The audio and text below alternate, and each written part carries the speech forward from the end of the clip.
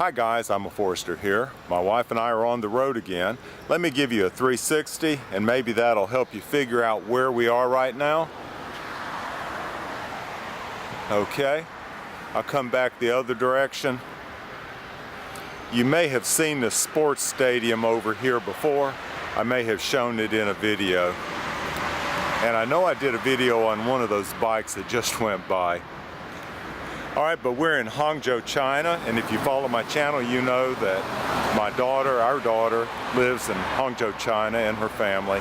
And they have 2 children, our grandchildren, and we come here every 6 months to visit. So that's what we're doing here. I want to cover 3 things in this video.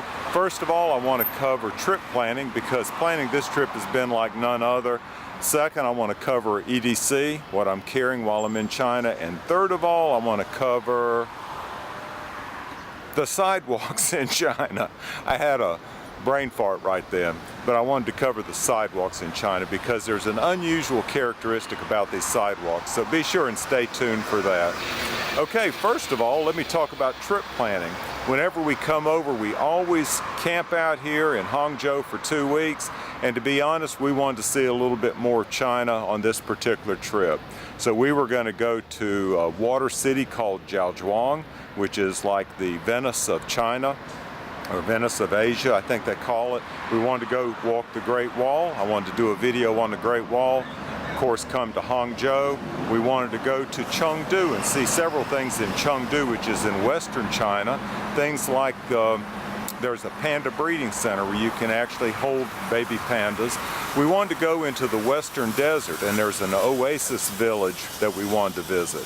So we had a lot of plans. Well, one by one, and these plans have been going on for several months, but one by one our plans changed. We were going to have a guide take us to all these places, and we lost the guide, so we decided to drop the Great Wall in Beijing and try to scale back the trip just a little bit, something that we could manage. We got into Shanghai, and we had a passport issue, so we had to drop the visit to Zhaozhuang, the water city. We did spend a couple of days in Shanghai, 3 days actually. Then we came on to Hangzhou, and because of sickness, and to be honest, we were just sick and tired, and my wife got sick also, so we had to call off the Chengdu trip. So this has turned out to be one of our regular visits for 2 weeks to Hangzhou. I guess, you know, the lesson there is just to be flexible and not to be too hard and fast with what you plan to do. And so that's what we've done, and we're enjoying our trip. We'll look forward to going to all those places sometime in the future. Okay, stay tuned now for the second part of this video.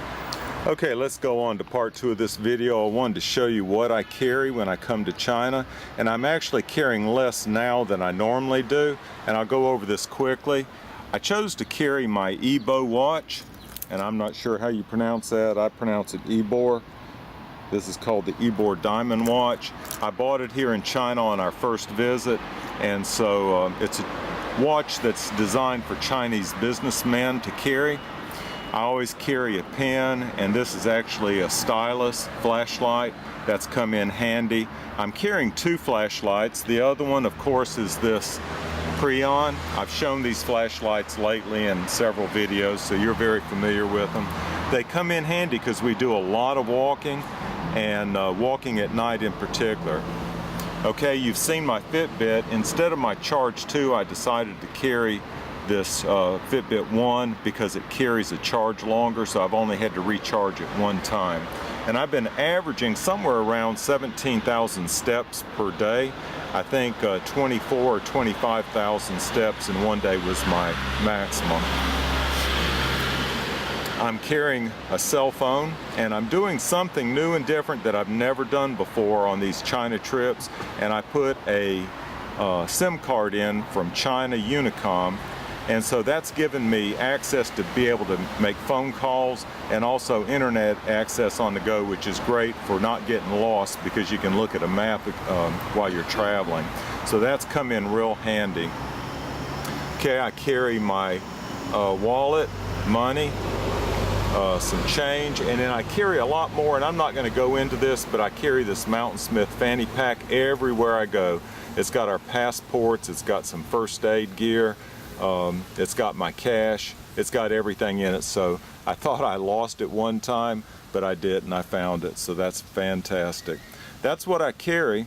I usually carry a tactical pen, and I decided not to bring that this time. It goes through customs and through security just fine.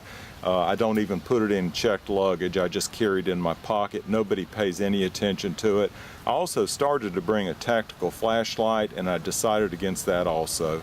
And you know, I feel fairly safe over here. I don't feel like I need, you know, to have any additional security. There are three things that I'm carrying.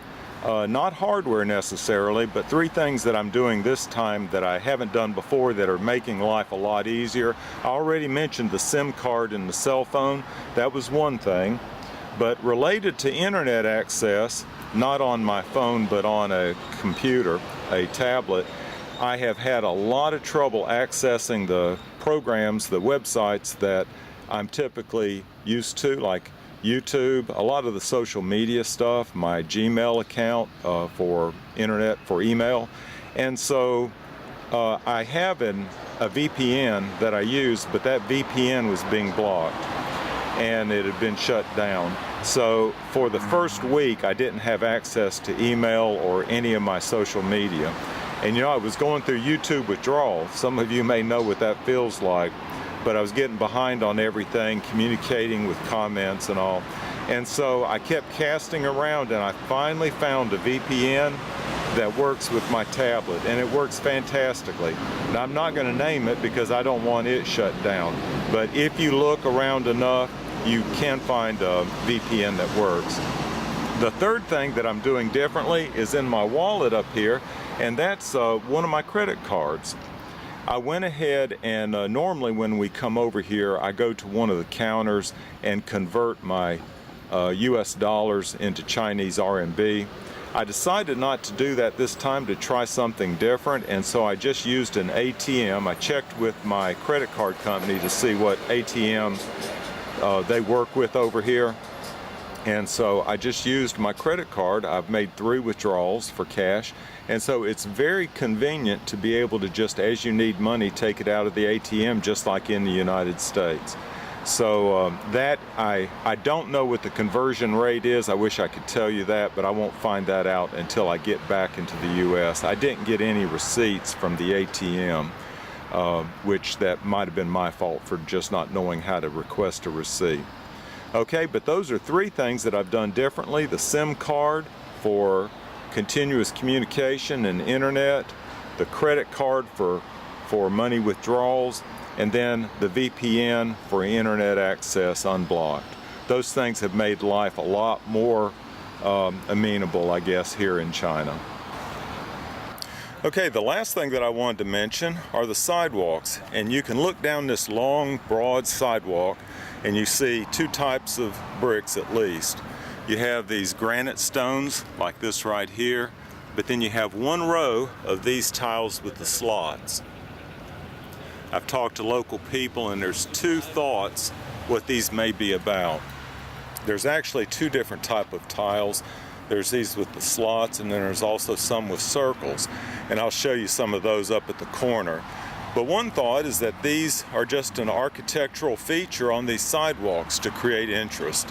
And they do give a little bit of diversity. One thought is that they may, channel rainwater. And so that is a possibility. But the one that I buy into is that these sidewalks, these slots, are for the visually impaired, just so they can keep their way. And there's a couple of reasons why I think that these might be for the visually impaired. Let's get up here to the corner and I'll show you the other type of specialty tile. Okay, we're coming along with the slots, and then you see these with the circles. And the circles turn and go that way also. The circles, I think, indicate a corner to warn a blind person that a corner is coming up, so they would know to turn. Then it turns back into the slots and goes straight across the crosswalk. All right, let's continue on this way. So that's some evidence that this may be for the visually impaired. more than just an architectural design. Now this is curving around and it comes up to another crosswalk and it does the exact same thing. Now these are crushed and you see a lot of tile repair going on, but they turn and they go across this crosswalk also. Now this happens to be Food Alley or Food Street for the university. There's a bunch of restaurants here and this is where my wife and I eat many of our meals. I'm going to turn around and go back. I have noticed that these special sidewalk tiles even go down into the subway. So all of that is evidence to where I think it's for visually impaired more than just an architectural design or some other reason. Thanks for coming along on the trip. I hope you enjoyed it. Now I didn't have either of my sidekicks with me, Shashi or Shale. Shashi is at school and Shale is probably sleeping, eating, or doing something else. But I will include pictures of them at the end of this video and let you see how much they've grown. Y'all take care.